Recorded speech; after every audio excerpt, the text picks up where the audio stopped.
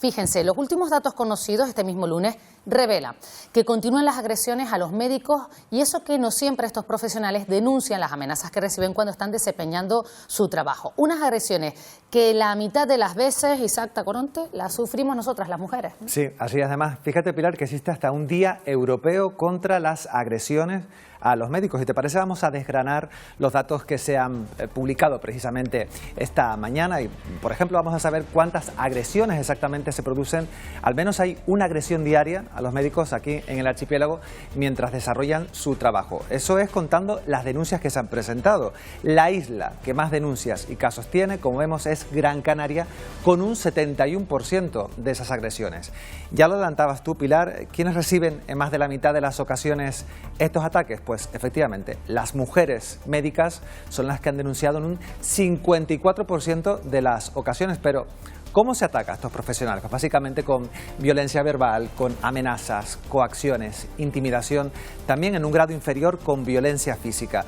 Y si nos preguntamos dónde se llevan a cabo esas agresiones, pues ha habido un cambio con respecto al último informe, porque ahora, en estos últimos datos, el 40% de esas agresiones se producen en los hospitales, el 22% en centros de salud y el 16% en las urgencias de los hospitales. Luego ya irían las urgencias de atención primaria y los centros de sanidad privados.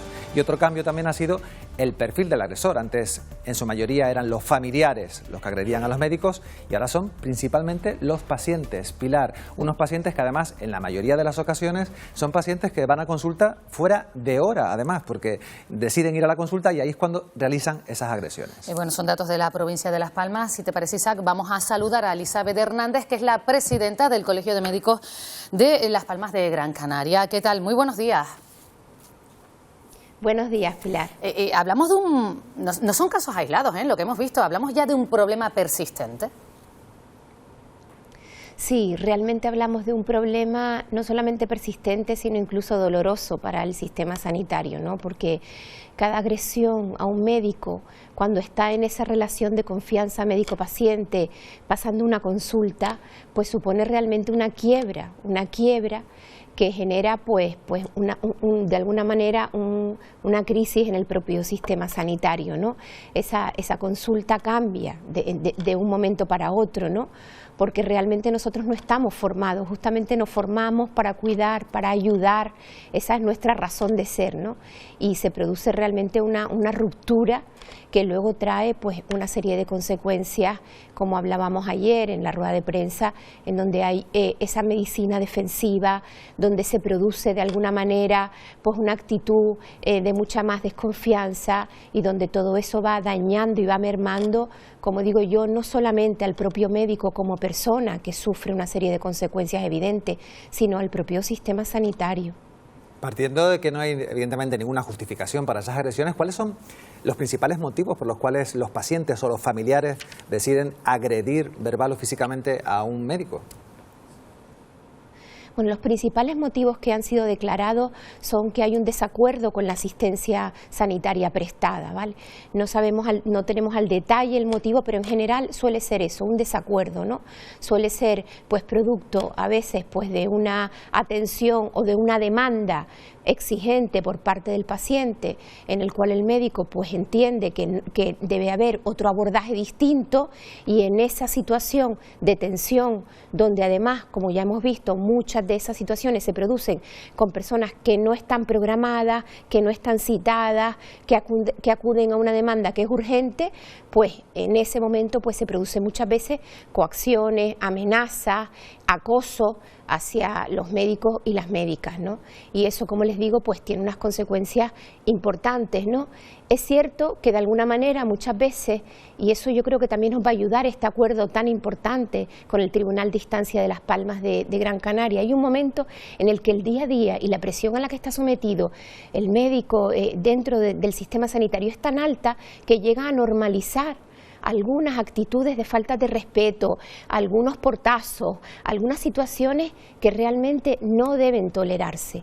Y en ese contexto es donde pensamos que el sistema tiene que tejer una red desde todos los puntos para que cuando eso se produce, cuando se produce ese daño a la estima, a la dignidad, a la ética de un médico dentro de una sociedad, tenemos que responder todo desde la parte que nos toque, respaldando y dando ese apoyo, ¿no? Desde el colegio, por supuesto, tenemos un servicio que funciona todo el día con un apoyo directo, personalizado de acompañamiento.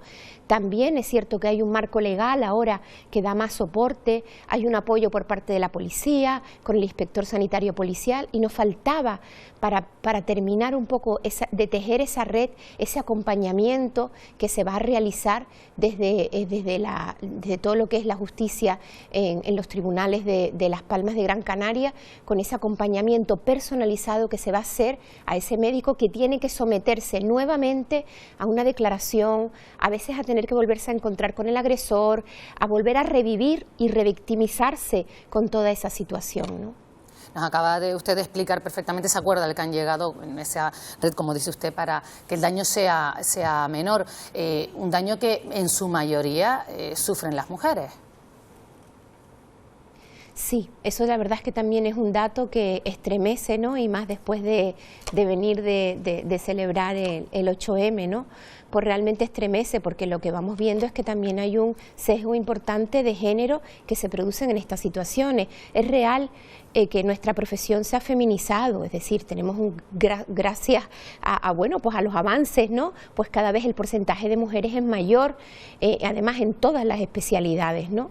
Pero evidentemente los datos pues también nos hacen pensar que esas situaciones de acoso, de amenaza, de abuso, se producen, como reflejan los datos, más en las mujeres, ¿no? Y esto también es una situación preocupante, porque al final en su trabajo diario, en su ejercicio profesional, la mujer sigue estando en una situación de vulnerabilidad ante la sociedad, ¿no? Y eso es realmente algo que tenemos que trabajar entre todos.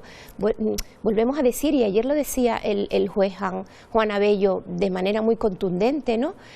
Cuando estas cosas pasan, realmente no es la agresión al médico en sí, para nosotros como colegiados, a un colegiado nuestro, que somos una comunidad que intentamos apoyar y ayudarnos. Realmente es un golpe a la sociedad, y si es a una mujer, pues creo que realmente tenemos entre todos que, bueno, por supuesto, que no permitir que esas situaciones se den si somos testigos de alguna manera, porque se produzcan en espacios, salas de esperas y demás, y por supuesto entre todos trabajar para que el trabajo para todos debe ser un espacio seguro. Sí, efectivamente, ojalá que sea así. Elizabeth Hernández, presidenta del Colegio de Médicos de Las Palmas de Gran Canaria, gracias por acompañarnos en este Buenos Días Canarias. Muchas gracias, Pilar. Yo creo que aquí el mensaje para nosotros es claro: tolerancia cero con cualquier tipo de agresión. En el ámbito sanitario especialmente es muy sensible. Hay que hacer un acompañamiento y tejer una red de apoyo, y cuando se agrede a un médico se está agrediendo al sistema de bienestar de la sociedad que hemos construido entre todos. Gracias. Con ese mensaje nos quedamos. Buenos días.